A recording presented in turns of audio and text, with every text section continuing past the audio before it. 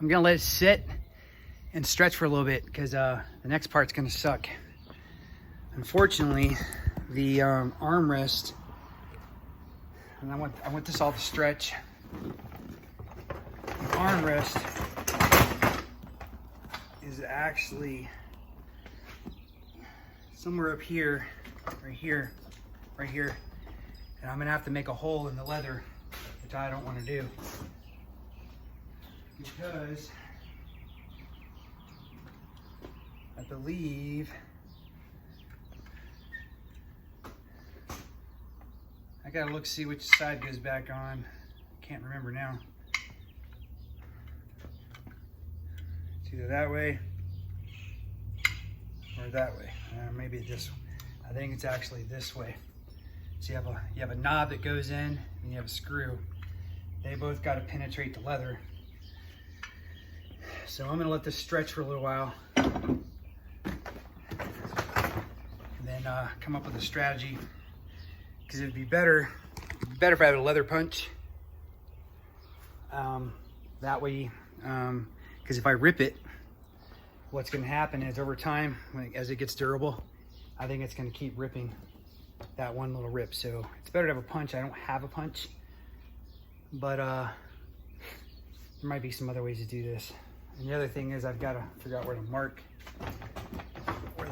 It's right there. But anyway, I'm gonna let this stretch, let the foam take hold, and see what happens. I was gonna wait to put the seat on. I just can't. So I'm gonna put it on now. I would put the spring on, and just want to see what it looks like. So here we go.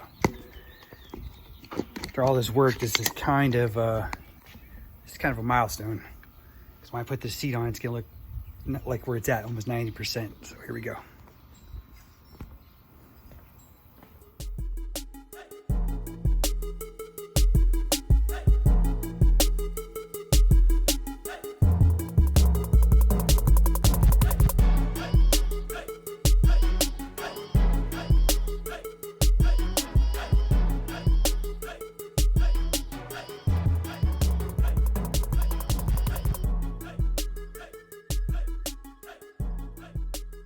In there.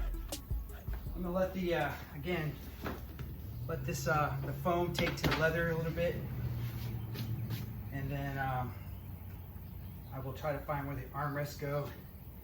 Right there on the sides. Go ahead and install the armrest. I'm still waiting. I went ahead and ordered the second armrest pad. I got one, so I'll probably install it. So, but take a break now. I find that you start getting crazy and doing things too fast, and you make mistakes. So let's just take a break, work on another project, come back to it. So you're gonna be excited to know, after this, I mean, I got the seat on it, so basically I can start putting fluids in it, and the negative battery cable's on the way. So what I'll do is I'll go ahead and put the oil filter on. I'll put oil in it. I will drain the old hydrostatic motor out of both the motors, the oil out of both those guys. I'm not gonna do the filters just yet. I will do them, because the other thing is, because I gotta troubleshoot this thing. Just when you start it up, you don't know if it's gonna run right. So you gotta just think, okay, let's start it up, see what she's doing. If it starts at all, I rebuilt the starter, so I'm hoping that works. But man, looks pretty good. I'm pretty proud of the first time I ever molded and shaped my own seat out of foam. How did I know how to do that? I was looking on the internet. Saw some upholstery guys. I'm so glad on YouTube to see how people do things. Now, if you saw me, I was trying to use a 40 grit on my orbital sander, and I saw a guy on one of the his YouTube channels. He was using 30 grit. I couldn't find it for my 6-inch. So then something told me a long time ago I saw somebody use a pneumatic cutoff wheel with an abrasive attachment. So I had these little scrubbers, if you will, on the end of my thing. I'll show you.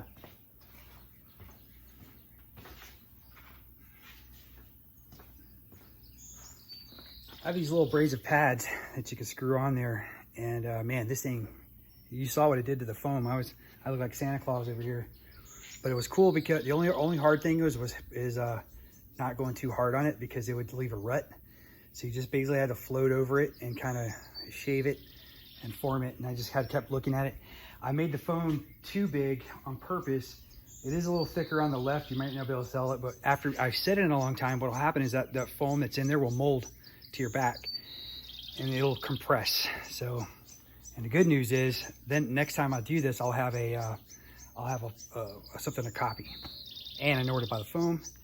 If you saw on the bottom seat, I glued in a bunch of pieces with adhesive, and I decided to modify or fix the seat rather than just try to do a new one. And the reason is there's a plastic piece under there that makes contact with your switch.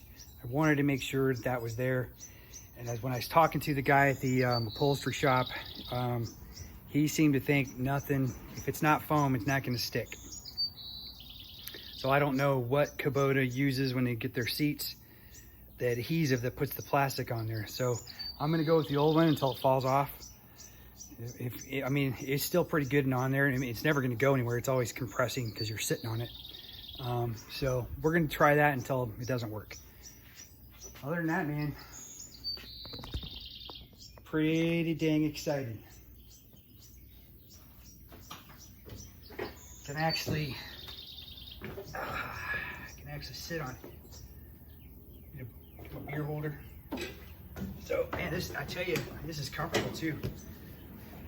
There's my seat latch. Seat latch works now. Let's see a spring. Yeah, I can bring it up. That works. So I'm pretty excited to figure out how this thing works. I've got a spring that goes up here. I gotta do that. So, all right. Anyway, that's where I'm at. Thanks for watching.